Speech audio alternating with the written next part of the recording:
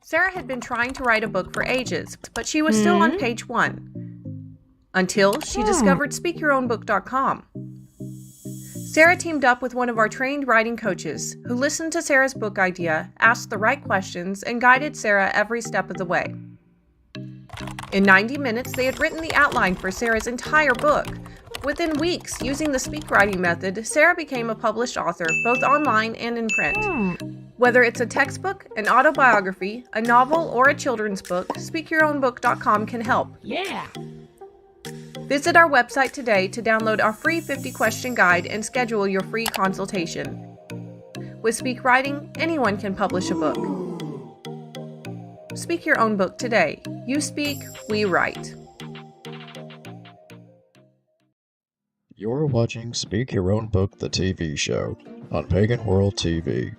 Please welcome your host, Krys Copeland, head writing coach and co-founder of Speak Your Own Book.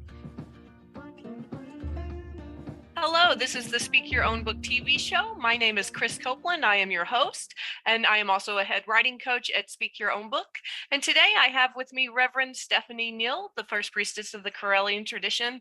Reverend Stephanie, thank you for joining us today on our television program. Well, thank you for inviting me. So thank you so much for coming on, because I really want to talk about the books that not only we helped you create, but also some other books that you have going on and coming out. And I'm really excited to learn more about that. But first off, I know the most recent ones that we've worked on that are already published or about to be published, the Correllian Shaman book and your World Walkers book. Is that correct? Yes. Yeah. Yes. What you did with is it okay if I show the book, or is that Absolutely. not? Let's do that. Okay. Finding Your Way Through Nature, which is the Correllian Shaman, and what you did that with both the books, you took all the teachings I did on YouTube, transcribed them, and then edited everything, and just to make the formatting nice and pretty. And so I certainly appreciated that. And then you did the same with the next evolutionary leap through meditation. And this is essentially the World Walkers Order teachings. And same deal, you transcribed and then you formatted it, made it look nice, edited it, and all that wonderful stuff. So and I really appreciate that. You did a wonderful job. Well, thank you so much. And I want to assure you, it definitely wasn't just me. We had a whole team of transcribers and editors working on it. And really, the biggest amount of work goes to them. I do a lot of coaching and working with them in guidance, but they put in a lot of effort on it, and they had so much fun and they learned so much. That's what I kind of want to share with our audience. When you work with us on your books, the cool thing is that your message immediately spreads through like half of Nairobi, Kenya overnight. So, and they're talking with their friends about it the next day, and this cool project they've got going on. So yeah, the Correllian authors that we've worked with already have a ton of fans in Kenya. Oh, that's wonderful. Yeah. So tell us about a little bit about each of your books. Let's start with the Shaman. And you said that that was about the Correllian Shaman path, and you had a course over this. We transcribed it for you. What can people learn when they start digging into the material?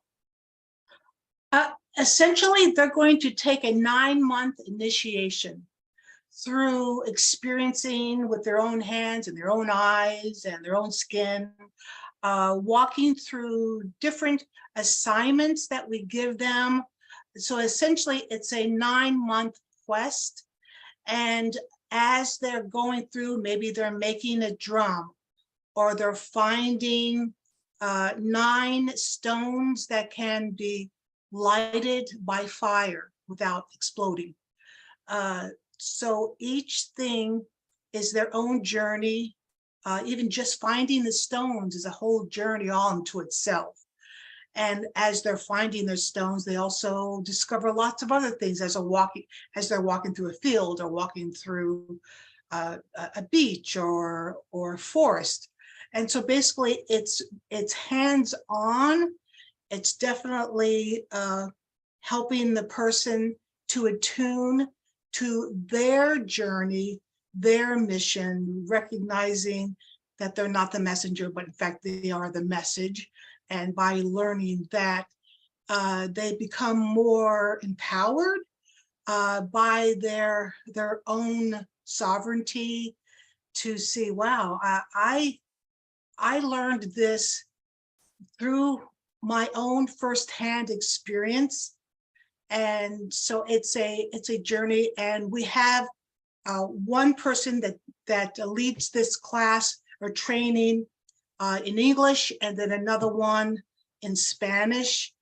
And we, with this person, along with guides, help them along. They have any questions or anything they want to share, that walks them along for the whole 9 months. And then at the end, they have this beautiful initiation. And it's a very lovely way to find out about yourself. Now, you think you're finding out about your spirit animals and the spirits of the land, and you're finding out about all kinds of things. But meanwhile, you're finding out about you through them. So that's a super short synopsis of a beautiful long quest that Correllians can take through the Correllian tradition, even though you don't have to be Correllian to take this. And of course, if you buy the book through Amazon, then you just have to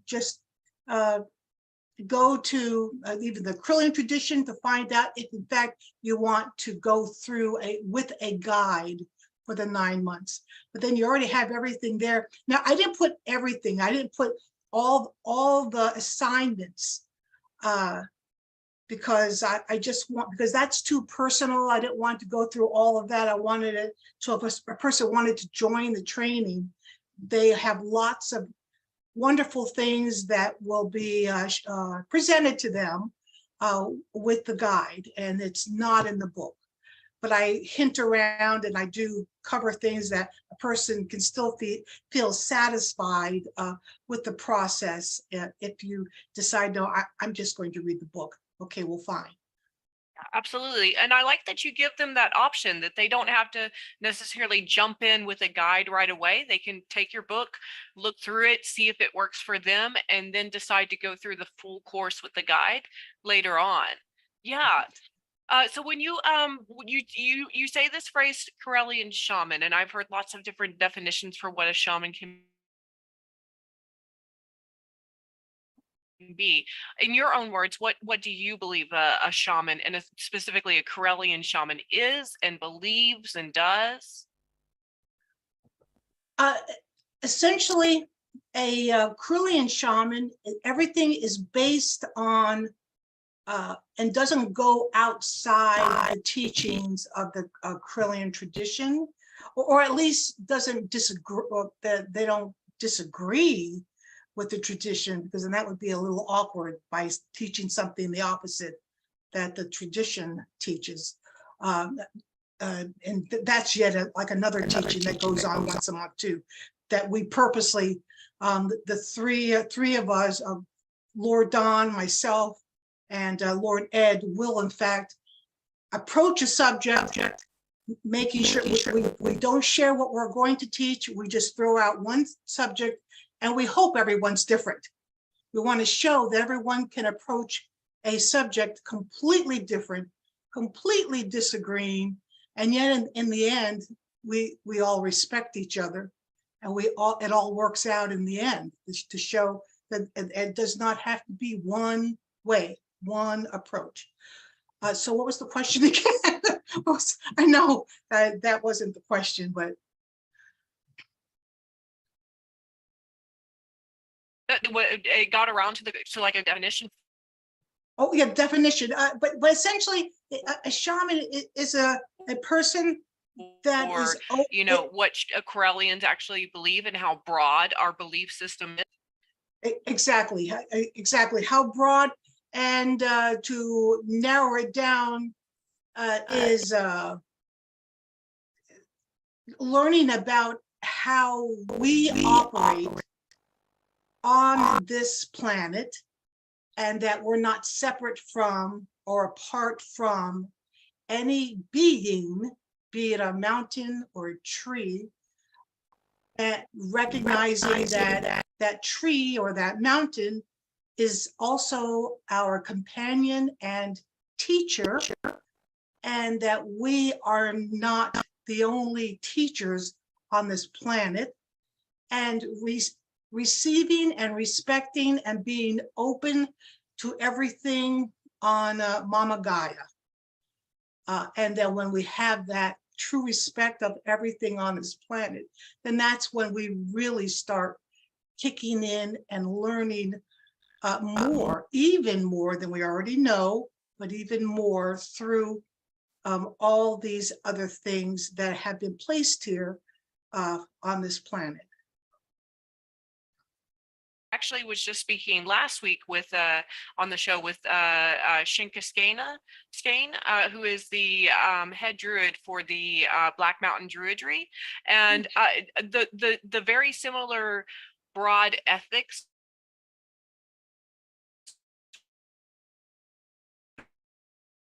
or ideals that we share across all pagan traditions in India. You know, that core ethics of like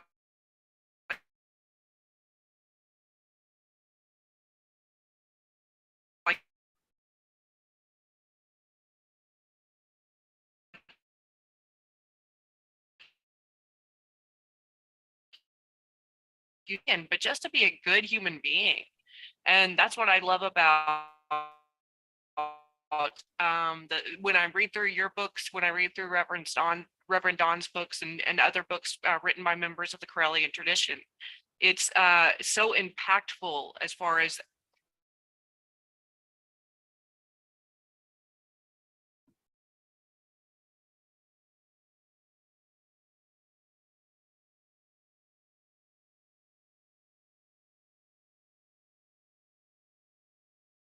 Stephanie, I think I may have lost you. Are you there? Yes, I'm here. Okay. Okay. And I don't think I heard your response. Did you hear what I said? Yes. Yeah. Well, you broke up for like a few minutes there, so maybe I didn't respond. Okay. Okay. Yeah, I was basically just saying that, you know, the core values of the Correllian tradition are really just good human ethics. You know, just being good people to each other, to Earth.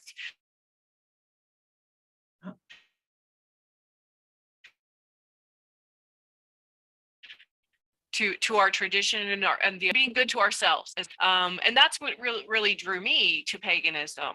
How would you say you started out with paganism? Were you born into it, or did you come into it later in life? When I was 12 years old, I would usually stop by when I would walk home from school in a outdoor bar, because there was an outdoor bar in Waikiki, Hawaii, and I met two women. They would refer to themselves as root women, and they began to teach me things about the water, about meditation, just very, very simple, but yet very profound. And most of the teachings was that they would have me go through an experience, and then I would have to come back to them and tell them what I was taught. In the beginning, I thought that was backwards. Like, aren't you supposed to be teaching me? Aren't you supposed to be interpreting what I just experienced? And no, you're supposed to come back and you tell us. And I said, well, all right. So I did that until I was 18. So from 12 to 18, I stopped by that same bar. And no, I didn't drink. I did pretend like I drank, because I would always get a rum and Coke, but it was not a rum and Coke. It was just a Coke. But Shirley Temple. Yes. So, and then they initiated me as a sea priestess. And then at that point, they said, when I am at the end of my life, or the last part of my life, I will then fully set up and train sea priestesses throughout the world. And then it kind of happened that way, because then I'm jumping to a bunch of years, but then by the time I met Don, I told him about the sea priestess training, and he said, well, go ahead. And then so I wrote a book about it, and then 2 people stepped forward, at least 2 people. There are also many other people that started groups based on the sea priestess training. But there's once again, a person that teaches it in Spanish, another person teaches it in English. And there's just several groups out there throughout the world that just base, or at least base their teachings on the book I called The Untraining of the Sea Priestess. And most, even though I'm not crazy about that title, but the publishers at the time said that they liked that title. It was my first book, so I just said, okay. But essentially, it really does, the title really does say what it's all about, that you think that you know something, but maybe your family, teachers, or leaders, or commercials, movies, anything that are influencers, that just maybe those things were not necessarily beneficial, and maybe even blocks for your life. Not that they're bad, but maybe it's not aligned. Those principles, those core principles, maybe just might not be a good fit for you. So let's explore about your core beliefs. And then if it means some untraining, well, then okay. So that's the large gist of being a sea priestess. And yes, it's about water and yeah. I actually, as you're talking about that, I have a really instant connection with what you're saying. For one, I went to Hawaii for 6 weeks and stayed there when I was 32, and that started my journey in traveling, and also in exploring my own cultural background and my own traditions and where I came from. And you're absolutely right when you say that some of these things that we have subtly taken in over the years since the day we were born, or even before we were born, Yeah. that clings to us, and maybe it's not necessarily the best thing for us. And I can tell you, coming from Texas originally, while there are some wonderful, beautiful things about Texas, there's also a lot of dark ugliness in Texas, as we've seen in the past couple of years, actually. And that is something that I've had to work through and discover myself as part of my shadow work. And yeah, I really resonate with that, including even the talk about the connection with water, because whenever I feel troubled or unsettled or uneasy, I want to go to a body of water and connect with it. And luckily I live in the Netherlands, so there's water everywhere here. And I have a beautiful canal right out by my flat that I can go and walk down and connect with whenever I'm feeling upset.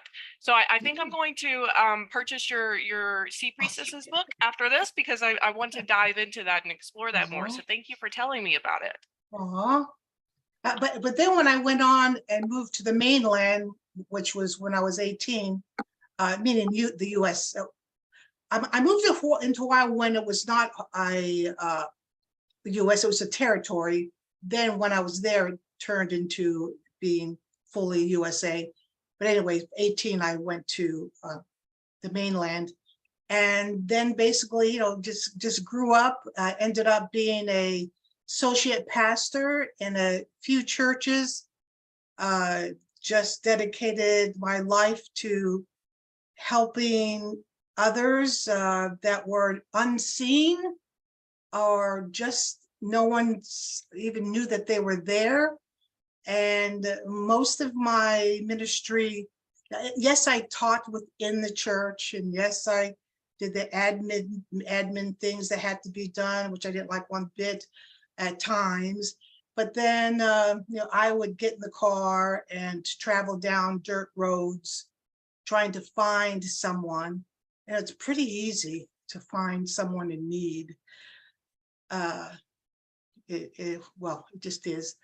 And so there would be many, many ministries that was birthed just from that, where I had reading for adults that didn't know how to read, a reading ministry, a prison ministry, going to detention centers, and try to do that every weekend. Just lots of things. The bottom line, it was about not just helping others, but helping others come along with me because I needed help. That they would be, and then I would say, oh, you really like that? You like doing that kind of thing? Well, why don't you take that over? And then I could just be over here focusing on that.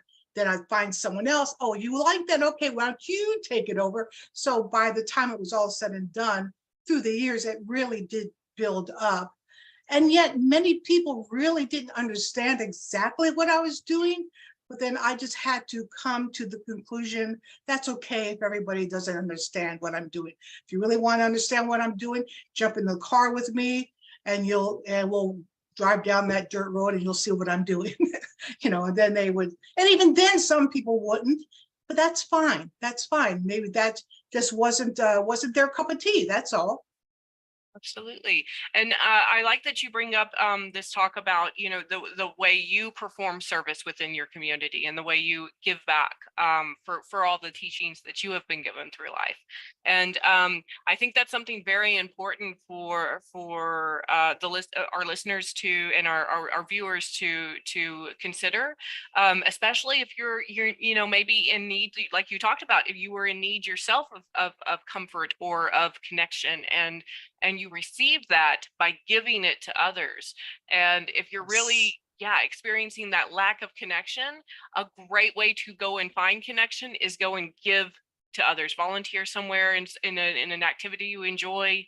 In my own life, I teach English, and one thing that I like to do is volunteer with refugees so that they can learn English, especially the Ukrainian refugees that are coming across the border from the war.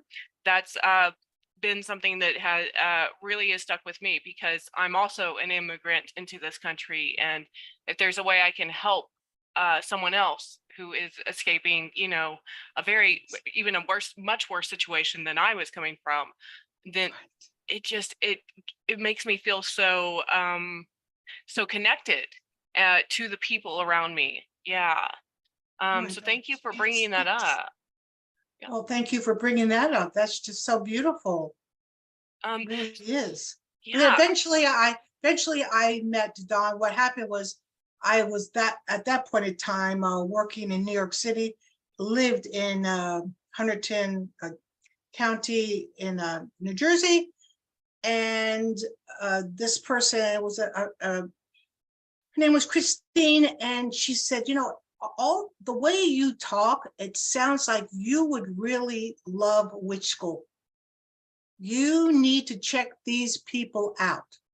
So I went on the net, found witch school, joined, then started taking the classes, and within a year, I went to Hoopston, because at that time you had to take intensives also to become a third degree.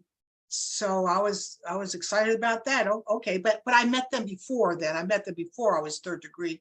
But when I met both of them in Hoopston, meaning Lady Crystal, that she was the first priestess at the time. Well, she still is. I mean, I always feel that we're in partnership with each other. I never like to think of her as retired, because I love her so very much. I don't mind sharing the first degree title, like really. But anyway, as soon as I met them, I saw a humility. I saw a openness to want to help others. No ladders to climb or no fences. or no foxholes to try to figure out how to maneuver from this point to that point. Everything was open and lovely, and let's talk about it. And just the whole atmosphere, I thought, was just amazing. And I didn't need to prove myself. I didn't need to try, period. I just needed to just come in being me. And they apparently weren't too scared about that. I don't know. Because like, how do we really know how we're coming across anyway? But that was like, okay, this is absolutely a tradition for me, and I've never turned away. I have loved every minute. I have met wonderful people and so many talented people doing so many different things and doing things in different approaches and different outlooks, and from every aspect of life. And I think that's how it should be, that we all should be evolving in our own way, in our own time, and not trying to make sure that we're all in the same line. Make sure everybody's in the straight line. No, it has nothing to do with that at all. It's about go ahead and everybody explore, and then we'll come together and we'll share that kind of attitude. And I love that. I absolutely love it too. It was the same thing that I noticed when I first came into witch school and then the Correllian tradition. At 18 and 19 years old is when I first discovered it. I'd been looking into Wicca for several years before that, but this was my first serious practice with it. And I think through my 20s, I was just a bit too shy and maybe like kind of fangirling a little bit over, all of the leadership in the tradition and all of their very cool stoles with all the patches on them, and how much I wanted to be like them when I grew up. And, in my 30s, I got a little bit more confident, and I started talking to more of the established members within the tradition. And what I noticed was just how approachable everybody is in the leadership. These aren't some, it's not like the Pope who's like off in the distance and untouchable. And, you and Dawn, Ed, everyone in the tradition is just so approachable and so down to earth. And that's not something that I've seen often in very large groups. Because normally once you get up that high, there's a lot of distance between the bottom, and that's what I love about the Correllian tradition. It's very much horizontal instead of vertical. Yes, and how I like to see it, and that I like how you describe that, though, is that most organizations are vertical, and that it's about ascension. For our leadership, at least for me, I guess I could only speak for me, that it's more of a circle, and that everyone is in the center. And it's like, well, how can everyone be in the center? Well, why not? Why not everybody can be in the center? And so if everyone's in the center, everyone is connected, even though if they move off to the sides, it's fine. But just that there's no high or low. There's no one beneath me. That's even a horrible concept for me. And I just believe that everyone is in the center, and I am with them, and I am everyone. Very similar to how I see it. I feel like this is a family, and it's not so much that grandma and grandpa ruled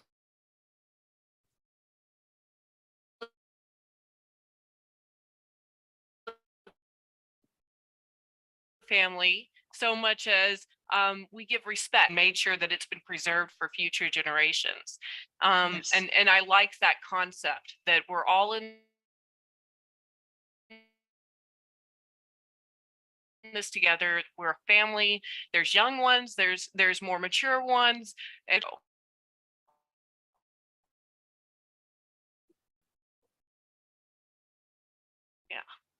So my next Walker's book, because it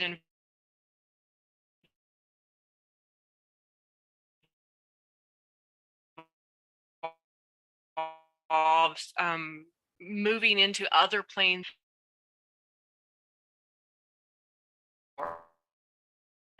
So can you talk a little bit more about what it means?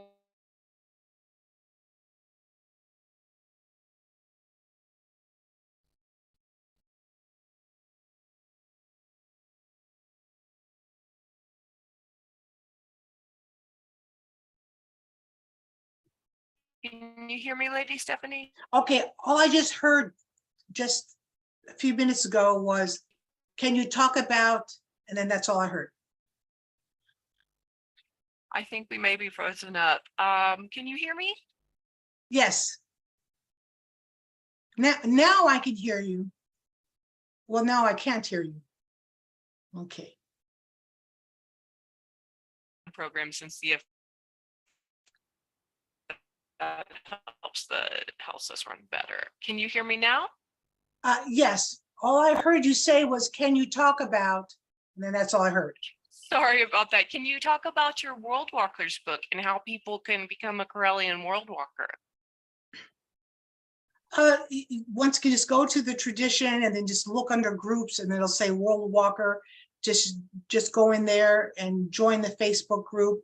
And then what it is that you go in there and then in the file section, everything that's in this book is in the files.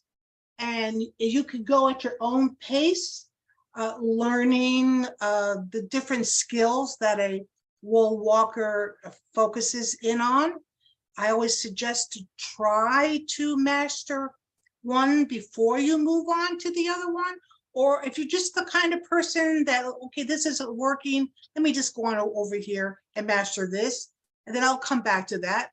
Okay. So it's something that you don't have to say, all right, I have to do one thing before I can do this, before I can do this. No, you just so long as you have a good understanding of all the different skills that's involved with world walking, and then you decide which house you want to work within. Let's say you want to work as a medium, working with the transition, working as a conscious incarnate, and there's someone who will go through all the different houses, but essentially there are several houses to consider to work in. And then once a month, I do a meditation on Chatzy, and essentially everybody gets on Chatzy and I type out the meditation.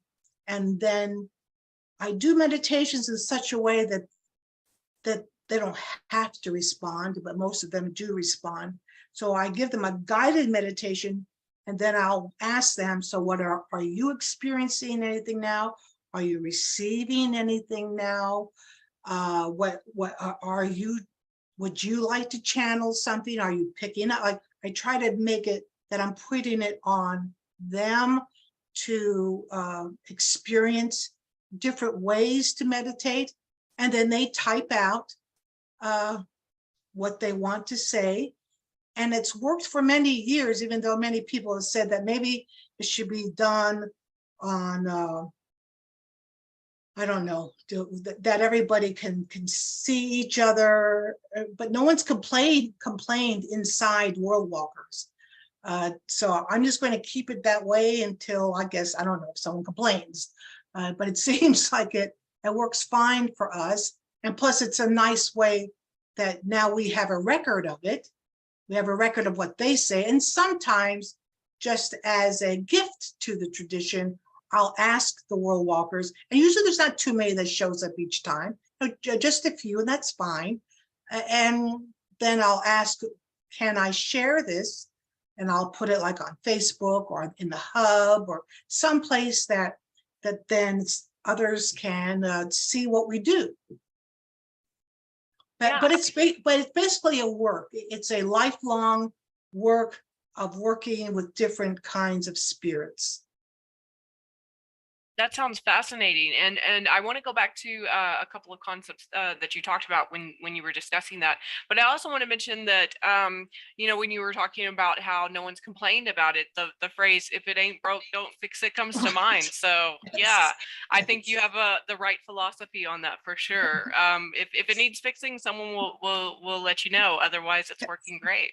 Yes. So when you talked a little bit about what world walkers do, the phrase "conscious incarnate" was one that I found fascinating as I was working on editing the book for you, Yes. and that's one that I really want to dive into a little bit more with you and explain to the audience a little bit. So, Okay. what is a conscious incarnate, and how do we identify ourselves or become one, or yeah, what's that process like? Oh, I feel that many of us have been put on this earth to tell everyone else what they already are. And they already are conscious incarnates. It's just that they didn't know it. So now they have a piece of knowledge. And with that knowledge, then I always say, now that you have this knowledge, now what are you going to do about it? And then that's the point where it's basically, oh, why is that? Okay, let's hope someone gets that. Uh, why is that important that you, sorry about that. No worries. Was Uh, that Alexa? no, that's our phone, hoping that it'll stop. Oh, yeah. That with uh, okay, we live many lives, and when we're over on the other side of the veil, as we evolve, that part of the other side of the veil becomes shorter and shorter and shorter, and to the point that when we go to the other side of the veil, we also can see into this reality, the physical reality, clearer. We're over there, we can see here clearer, I know. But then there's a point that we can jump back and forth, see, okay, well, we're here, we can see this clear. When we're here, we can see this clearer. So that's one, evolve as we evolve. But there's some of us that still feel that break in time. There's no such thing as time. I know. I don't try to. I'm not trying to. So when we are on the other side of the veil as a conscious incarnate, we help others, and a lot of times I have conversations with people that just before they die, I will meet them, and it's about meeting them just before they die, because if they transition and they're on the other side of the veil, sometimes it's very hard for some people to remember what they're working on over here, or lots of things or they just forget, they're too overwhelmed. And so a conscious incarnate basically holds their hand and helps them to see what they're seeing, and the conscious incarnate becomes what is the most comforting thing or object or person, but letting them know, okay, I'm the conscious incarnate here, so but yet I'm also this queen of the Nile, because or I'm a goddess, or in other words, I'm a tree, the most comforting thing in the world. But I just want to let you know but I'm here to help you remember where you are and what you are and what you were working on in your past life, and all these other strings, other lives that you've been working on, and to help you and to ask, do you want to stay with that? And you may say, no, not really. I'm tired of that. I really don't want to be, at least not for now. I just don't want to work on that. My next life, I just want a break from that. And then we just start the discussion. But by that time, ancestors, their ancestors, just will show up. I don't know how they show up. I don't care how they show up. They're just there, knowing that, okay, they're going to be there. And I, as the more shows up, I pull away, because in that discussion, they will continue this discussion with that new transitioned being.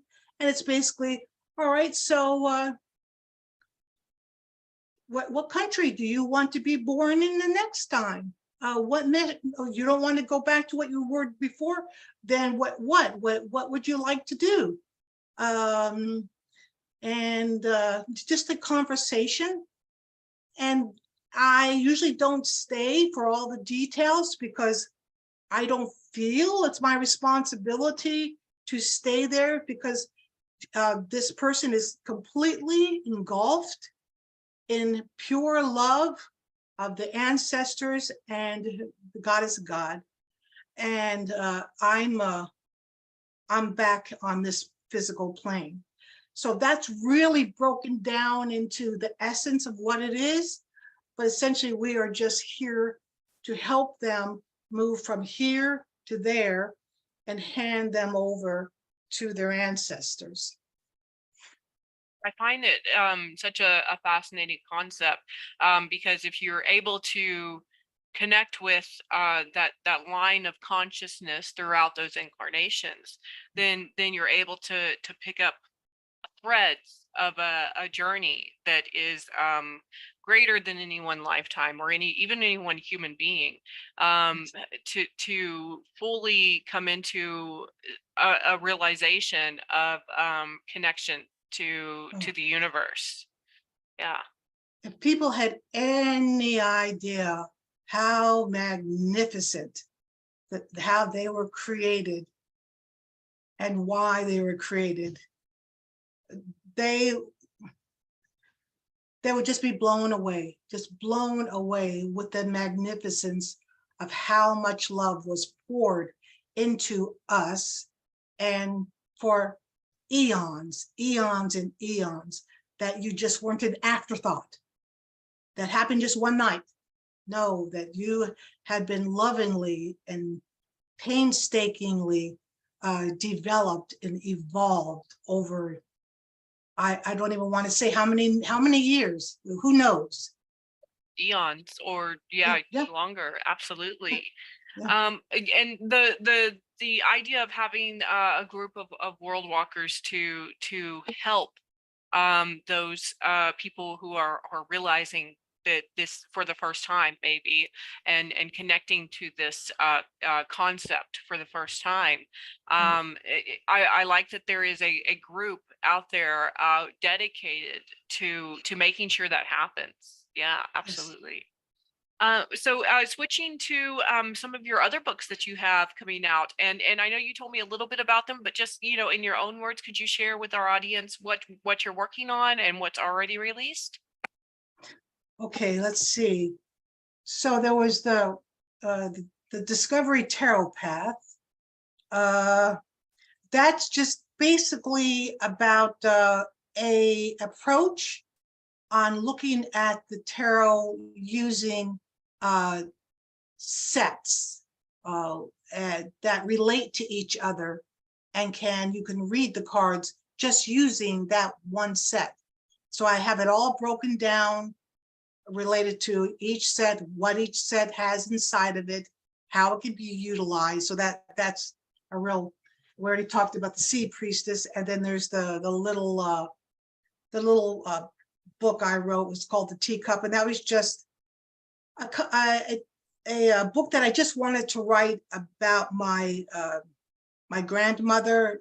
She came from Scotland, was an immigrant to Canada, then from Canada to the US, and then that's so like, we're not that like some people are like, oh, I lived in the US for since the 1600s. Well, I can't say that. It was my grandmother that went to Canada. What am I going to say? Yeah, so which is fine.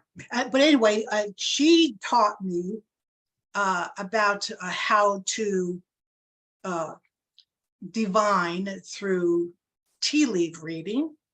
And then I came up with about 6 other ways to read the tea leaves much easier, because many times when you just look at the tea leaves, it's just a speck on the cup. And then you have this long line of interpretations. Okay, well, the horse means, I'm going like, it's a speck. I can't see a horse there. Or it's a cloud. No, it's not a cloud, it's a speck, that kind of thing. So I came up with a way to make it real clear that you take a big chunk of loose tea and of course, like flip it down on the saucer so that you don't have any specks. Wait, you kind of do have a few specks, but you have big chunks that now you can really look at it and make like looking at clouds. At least you have some form there that you can divine something. So yeah, that does look like a horse's head. Okay, I'll take it, fine. So it's just broken down into the meanings of what that particular thing means. And I talk a little bit about high tea and low tea, and but just basically dedicated it to my grandmother. So. Absolutely. I find and so I'm relatively late to the idea of interpreting leaves and divination from tea leaves, mostly because growing up in Texas we had southern sweet tea and not European style tea. Yes. But since I've moved to Europe, I've gained a new fascination for it because here we have the proper tea with the teacups and we can flip it over and things like that. So it's Yes. I find that much more interesting now that it's a regular part of my life. Oh, good. Yeah, I think the other books that I'm working on now is I'm calling it tarot therapy, only because well, really in the 1800s there were many profound and influencers related to tarot reading, and there were several that said that the tarot is about learning about yourself, and it's not about divination. not at all. I disagree with that, because tarot's been used for too long now to show that it does work. It can be used in divination.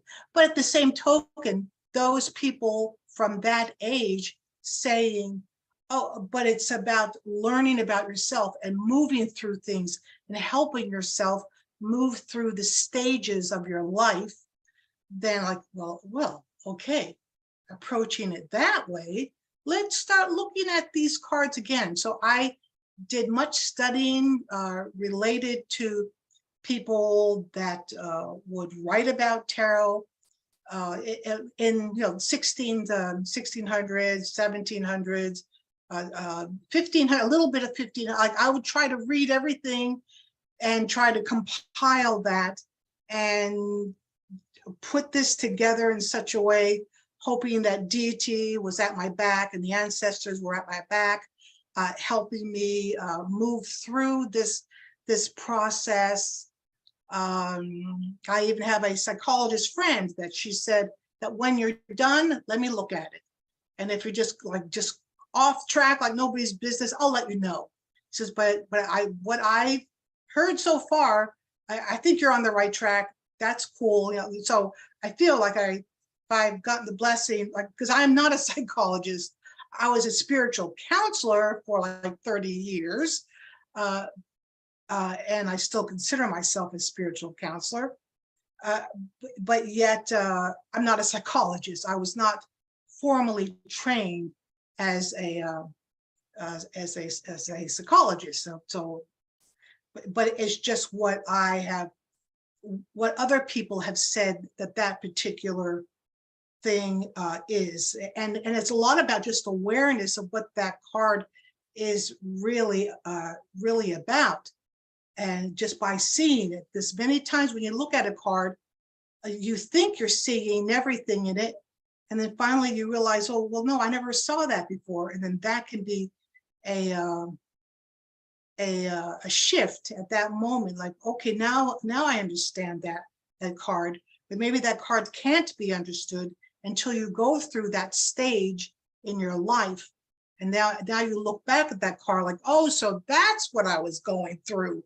Now I understand what that's about. So it's that kind of thing, as that, even though I'm not a psychologist, but yet I have lived a long life and have experienced, luckily, to experience lots of wonderful things in my life. And I can only apply, and that's how I usually teach anyway. I can only tell you what I know, and then let you know there's lots of other amazing people out there that experience life in that way. Well, now you need to go with them and find out how they approached that same thing. So I'm not trying to say I'm the be all, because no way, and I wouldn't want to be. So yeah, so that's going to be called Tarot Therapy. And then another book that's going to be called, let's see, Who Are You? Oh, I like that name. What is this one about? It's going to be a, I guess, a statement, even though there's been several people that have said throughout the years, would you just do like memes or something, put something out there once a day, because the things really are like many of them, well, I mean, just nice compliments, so it doesn't matter what they say. And at that point, I realized as I would say these different things, I would just write them down. Well, now I have like 60 pages of these things. I think, well, I have 60 pages of these, and I don't like to call them memes, because they're just things that I just say, and then people go like, what are you talking about? Or, oh, okay, well, that I never saw myself in that way, and maybe I don't want to. Or so I do say things like that.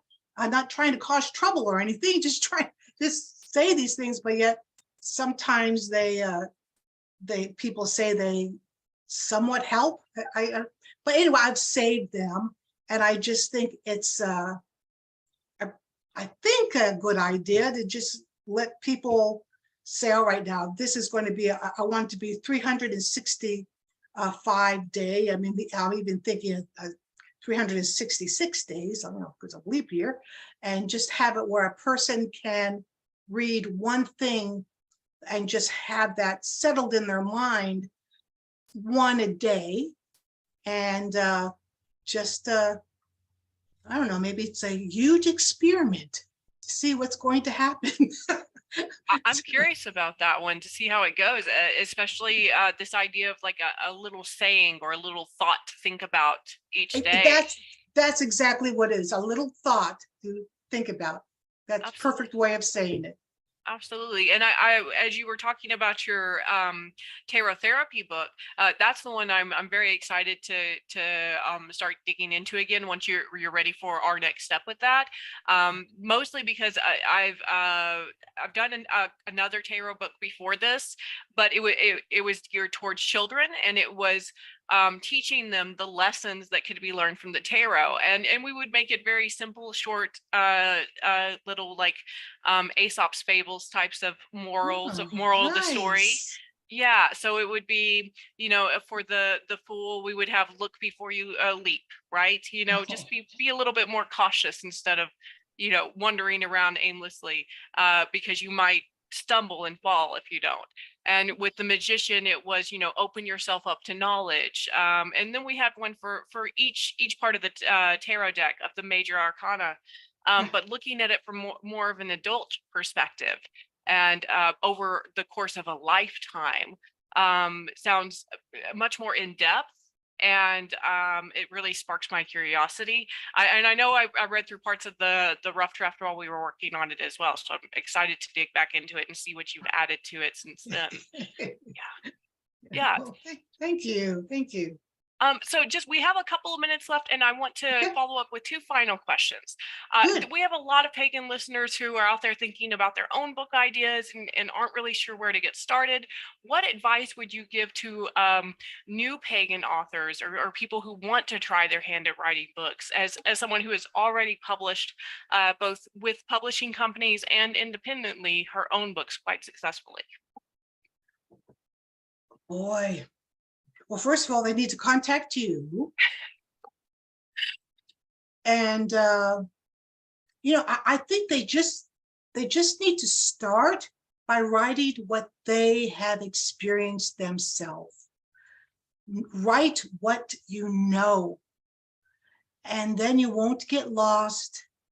And then set up in your own way some kind of a system dealing with time. Let's say, okay, I am not the type that can say I will work on this book 1 hour a day. Okay, admit that to yourself out front, say it, and then say, okay, what are you willing?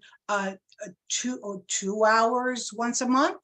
That sounds okay. That's going to take a really long time to finish, but at least at least you're going to do something. So something that you set up your timeline that you will feel comfortable with, and then even just get into the habit that whenever you have a thought, you have your cell phone, or if you're at your computer, or however you or a piece of paper and a pen that you just need to jot something down.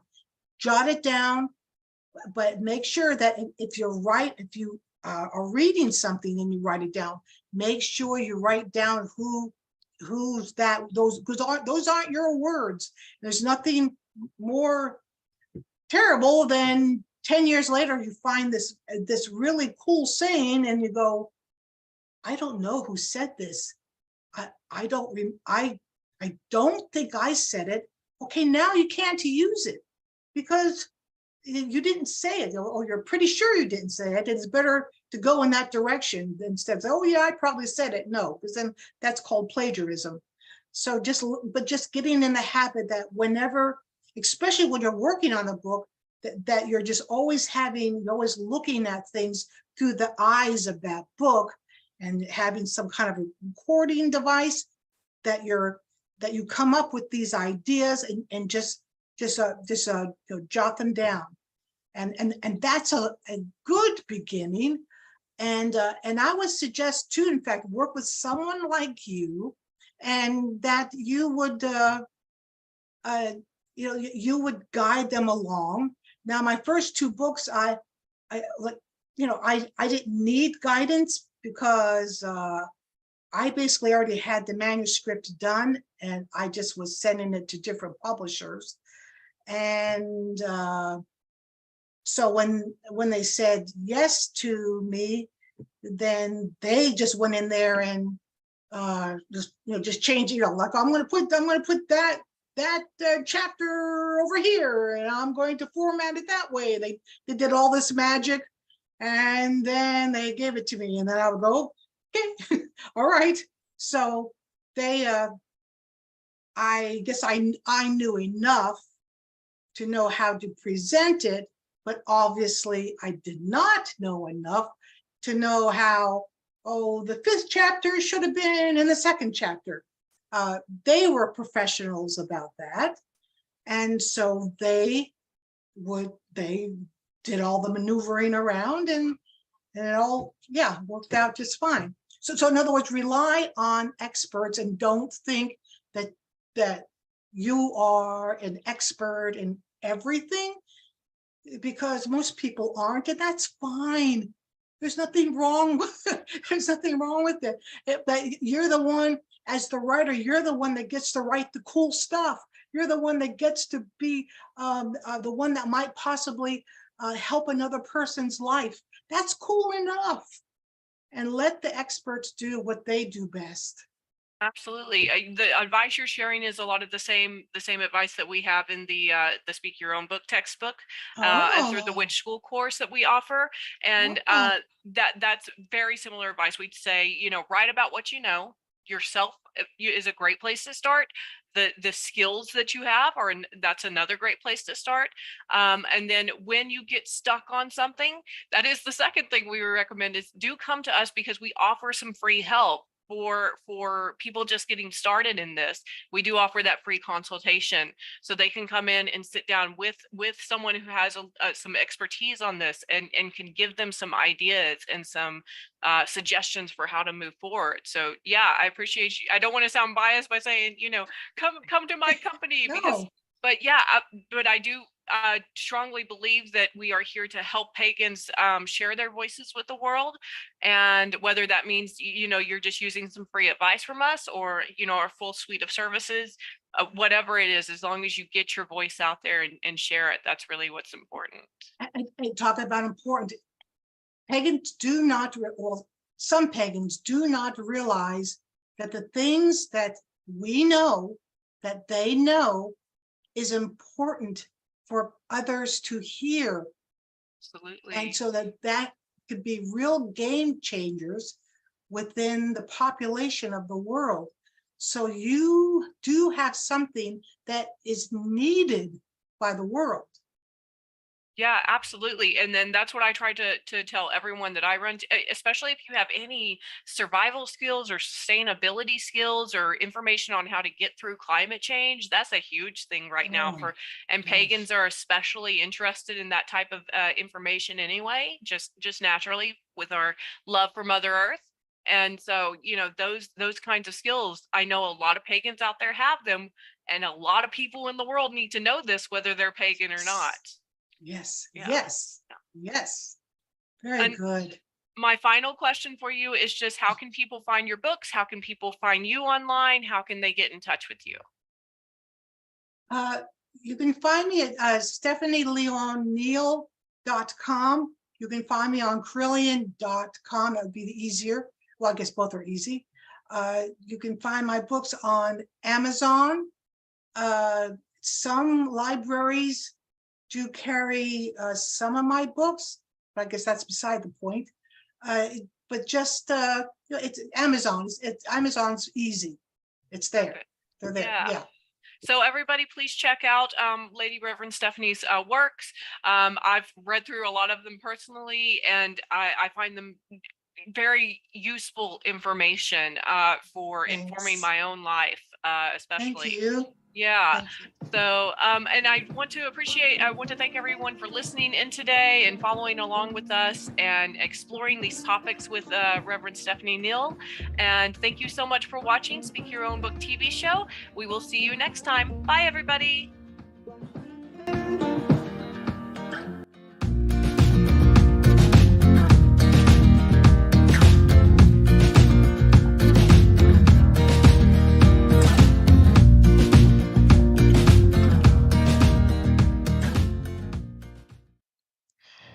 Thank you for watching Speak Your Own Book the TV show on Pagan World TV, hosted by head writing coach and co-founder Krys Copeland. Please join us next time on Speak Your Own Book. Sarah had been trying to write a book for ages, but she was still on page 1, until she discovered SpeakYourOwnBook.com. Sarah teamed up with one of our trained writing coaches, who listened to Sarah's book idea, asked the right questions, and guided Sarah every step of the way. In 90 minutes, they had written the outline for Sarah's entire book. Within weeks, using the speak writing method, Sarah became a published author, both online and in print. Whether it's a textbook, an autobiography, a novel, or a children's book, SpeakYourOwnBook.com can help. Yeah! Visit our website today to download our free 50-question guide and schedule your free consultation. With Speak Writing, anyone can publish a book. Speak your own book today. You speak, we write.